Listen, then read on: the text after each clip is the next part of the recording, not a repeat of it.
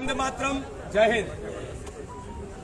1230 kilometre की आजादी गौरव यात्रा गांधी आश्रम से अपने देश के तिरंगे झंडे को प्रोटोकॉल के साथ, पूरे सम्मान के साथ लेते हुए एक भी मीटर का गैप बनाए बिना हम यहां पर दिल्ली में आज छतरपुर में पहुंचे हैं। हमारी इस देश की सबसे बड़ी शर्म की आज के दिन की ये बात है कि संघी शासकों को ये तिरंगा मंजूर नहीं है और इसीलिए इस तिरंगे झंडे के साथ चलने वाले सेवा दल को और कांग्रेस की ये पदयात्रा को, आजादी गौरव यात्रा को आज दिल्ली प्रशासन ने पुलिस के बल पर छतरपुर के इस धर्मशाला में, मंदिर की धर्मशाला में रोक दिया है, जहां कल रात को हम पहुंचे थे।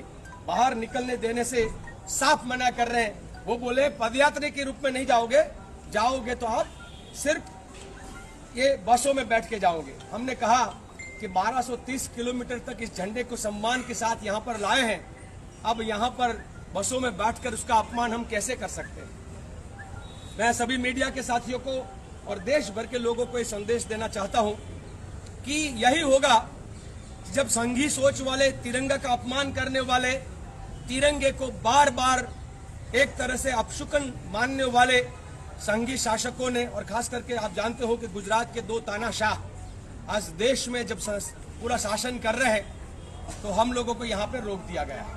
बैठे हैं सभी पदयात्री, आप देखेंगे हम लोग यहाँ रुके हुए हैं और ये भी प्रतिज्ञा है कि भाई झंडा तो पदयात्रा के रूप में ही जाएगा।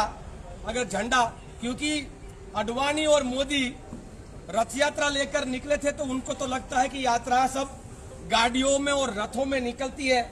इनको ये नहीं पता है ये गोरों से लड़ने वाले लोग तभी भी पदयात्रा किए थे। महात्मा गांधी की दांडी पदयात्रा हुई थी और आज भी हम पदयात्रा के रूप में, हम जमीन के साथ जुड़े हुए सब लोग हैं। भारत माता के, देश के प्रेमी के रूप में हम लोग लगातार यही नारे, दिक्कत क्या है इनकी समझ में नहीं आता। हम कहते हैं कि कश्मीर से कन्याकुमारी भारत माता एक हमारे। उनको कश्मीर से प्रॉब्लम है कि कन्याकुमारी से प्रॉब्लम। हम ये कहते हैं कि बोलो भारत माता की जय जय जय, तो वो एक बार जय बोलते हैं, हम 3 बार जय बोलते हैं। अब दिक्कत कहाँ है वो समझ में नहीं आ रही है। हम ये कहते हैं कि अगर तुम डंडों से तोड़ोगे हम डंडे से जोड़ेंगे। वो तोड़ने का काम करे उनको रोको, जोड़ने वाले को क्यों रोक रहे हो। हम ये भी कहते हैं कि अगर तुम्हारे हाथ में डंडा है